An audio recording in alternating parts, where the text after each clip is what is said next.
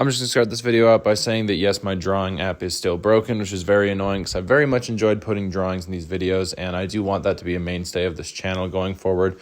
But it is still broken. Regardless of that, I am sticking to a schedule, and I want to make another video for you guys. This is the third day in a row. I do have a bit of a busy day today, so this might be a bit of a shorter one, but with that said, let's hop into it. This story time takes place in my last year of high school, and I was in this last year of high school. This was my first semester of this last year. At least I think it was. Yes, it was.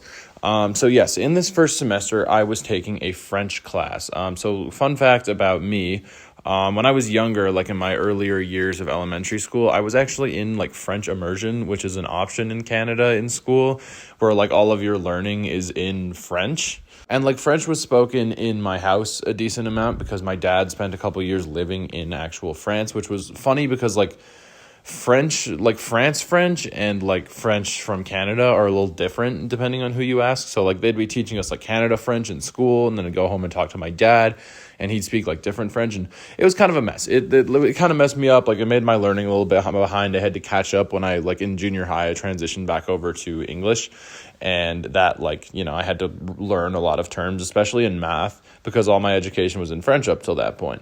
And the reason I tell you all this is because that's why I ended up taking French class in high school, because it was like it was really basic French, and like I knew all of it already, so it was pretty much just easy credits, right? One annoying thing though is that the year after I graduated, the French class started doing their Europe trip again, which I didn't do because when I was in it, like school and like education systems were like just barely recovering from the pandemic. So yeah, it was a little annoying. But anyways, I was in this French class, and I was the only boy in this French class. Like, literally everyone else in my class was a girl, including the teacher. So it was literally just me. And I didn't really know a lot of the people in the class because the class was, like, multi-year. It wasn't just people in my grade. There was one girl in my class that I knew, however. We're going to call her Emily. And I knew Emily because Emily was, like, sort of friends with my girlfriend at the time. So I'd see her pretty frequently hanging out with my girlfriend. And so I knew her, so I sat next to her in French class. And it was funny too because Emily was like the French teacher's favorite student. Like she loved her and it was a great time for her. And I, on the other hand, was the French teacher's least favorite student, which was always funny because me and Emily would always be like partners for projects and assignments because like we knew each other. So yeah, it was just a funny dynamic. So anyways, one day we're doing this project where we have to like use the things we learned, like the different, like it was shit to do with words. I don't remember exactly what it was, but we had to use that to sort of like make a scavenger hunt around the school, right? Like we had to each group had to develop their own scavenger hunt.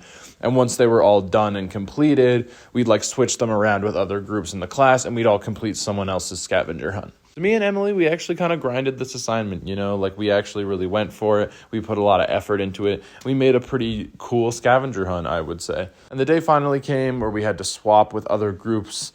And I don't remember who or what scavenger hunt we got, but we got someone else's scavenger hunt and we were off. Now, a lot of the assignments in French class were like this for whatever reason. Like the teacher would kind of like send us to do something around the school, which I was always happy about because the French teacher, like it was weird. It's hard to describe her as a person because as a person, she's like super nice. Like at the end of the year, when I saw her, I wasn't in her class anymore. She like signed my yearbook. We had a conversation. She's a super nice person. I really like her as a person, but as a teacher, she was like, she was kind of like really strict, and like I said, I was like her least favorite student. That might have been because I was the only guy in the class, and like you weren't allowed to take out your phone for like anything. You weren't allowed to listen to music, nothing like that in her class. So it was nice to like be able to pop out into the hallways and like you can pull out your phone, you could like answer a text or something like that. So I always liked walking around the school. So we're doing this scavenger hunt, and whoever designed this one probably went more all out than me and Emily did. Because we were going from one end of the school to the other. Like we were going through like the theater for the drama room. We were going into the kitchen.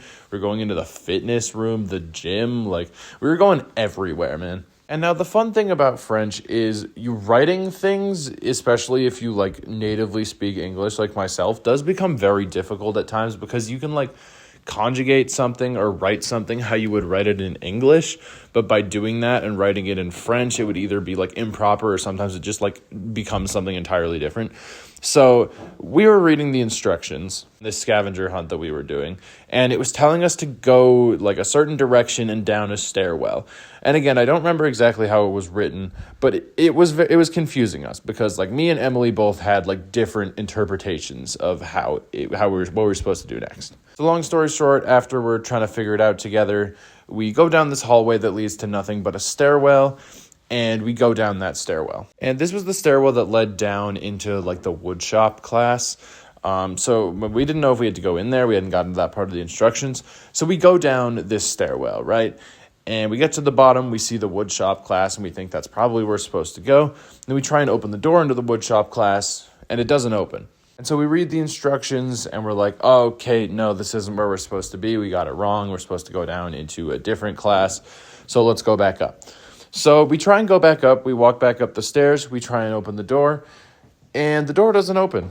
So we try both doors a couple times. We try banging on them, try and get someone's attention, but we don't get anybody's attention. So we kind of look at each other, and we're like, what do we do now? Like, we're literally stuck in this stairwell. And Emily's like, it's okay. Like, I'll text people. I'll see if someone can let us out. I'm like, okay, cool. So probably about 10 minutes go by, and Emily's texting people. She's calling people, like her friends, people she knows, and everyone's saying, like, I'm so sorry, like, I can't get there. I'm stuck in class, like, I'm doing a test. Like, I don't even know if those were excuses, but everyone seemed to not be able to come and let us out. So eventually, Emily texts this guy. We're going to call this guy Troy. And Troy and Emily, to my understanding, they kind of had, like, a thing at some point. Like, I don't know what kind of thing, but, like, a thing nonetheless. And so Troy was sort of like playing with her almost, if that makes sense. Like he was just being like a typical like douchebag kind of guy. And eventually it got to the point where he said like, I'll come let you out if you send me a picture of your ass. And so Emily tells me that that's what he said. And I'm like, don't do that. Like you don't got to do that. We'll figure something out. So we sit there for probably like 10 more minutes and we can't get out. Like we can't get anyone to come get us out. We're just stuck here. I've even tried calling my friends at this point, but my stupid fucking friends don't even answer the phone. I'm just kidding. If you guys are watching this, I love you guys, but you didn't answer the phone. And so eventually Emily just stands up. She said, like, fuck it, whatever. I'm going to get Troy to get us out of here. And I'm just like, you don't have to do that. Like, you know what he asked you to do. Like, don't do that. And she's like, I honestly don't care. Like, whatever. It doesn't matter. I'm like, are you 100% sure? Like, you don't have to do that. We'll figure something out. She's like, no, it's okay. I'll get us out of here. So she proceeds to do that. She takes her phone. She pulls down her pants and she snaps a picture for fucking Troy. But as Emily was pulling her pants back up, we were at the bottom of the stairwell at this point, and the door into the shop class had like a small window on it, and I looked through it and I see the shop teacher making like direct eye contact with us, and I'm like, oh shit, like, hey, go up the stairs. And she's like, what, why? And I'm like, just go up the stairs. I'll explain when we're up there. So we get to the top of the stairs, and I tell her that the shop teacher may have seen us, and she kind of like giggles and is like, oh fuck, but like she doesn't really seem to care all that much. Luckily, Troy kept his word. He came and he let us out, and we went back to French class. Now, the rest of French class proceeded pretty much as normal until the class ended. The bell rang. I gathered my shit. I stood up to leave, and the French teacher was like, Randy, can I talk to you for a second? And I'm like, okay. Like, this wasn't the first time this had happened, so I wasn't that worried about it. So I'm like, yeah, okay, sure. Like, what's up? And everyone else had left at this point, right? Everyone else walks out the door before the teacher starts speaking. And she's like, so I got a call from the woodshop teacher. And I'm like, okay. And at this point, I'm pretty sure I know what's going on. I'm just going to be questioned about what happened. And she looks at me and she said, like, so he said that you and Emily were getting up to some stuff in the stairwell, like, you know, some stuff you shouldn't be doing at school. And I try and play dumb. I'm like, I don't really know what you're talking about. And she's just like, Rainey, drop the act. Like, he said that you guys were having sex in the stairwell. Like, were you? Like, be honest with me. Like, just what were you guys doing? And I just tell her, I'm like, no, like, we weren't doing anything like that. Like, we got locked in there because, like, I didn't know that those doors didn't open. We had to get someone to come, like, get us out. And we were just in there for a while, but, like, nothing happened. You can ask her. You can talk to her. She'll tell you the same thing. She's like, okay, I believe you, but I'm going to ask Emily, too, and she has never lied to me. And if she tells me a different story, you're going to be in trouble. And I'm like, okay, she won't tell you a different story. Everything's fine. Don't worry. like, I promise you nothing happened. And I'm assuming she did talk to Emily, and Emily's story lined up with mine, because this was never brought up ever again.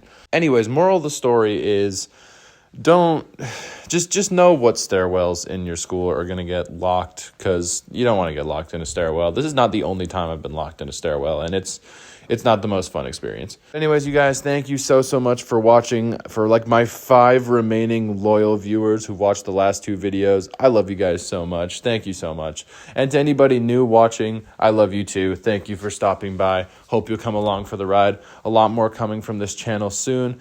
I'm on a good streak. I hope to keep that streak up, releasing videos daily. I have a schedule that I'd like to adhere to with like story times and different kinds of videos too. Maybe you guys will fuck with it. Maybe you won't. I guess we'll see. But thank you guys so much for watching this video. I love you all, and I'll catch you in the next one.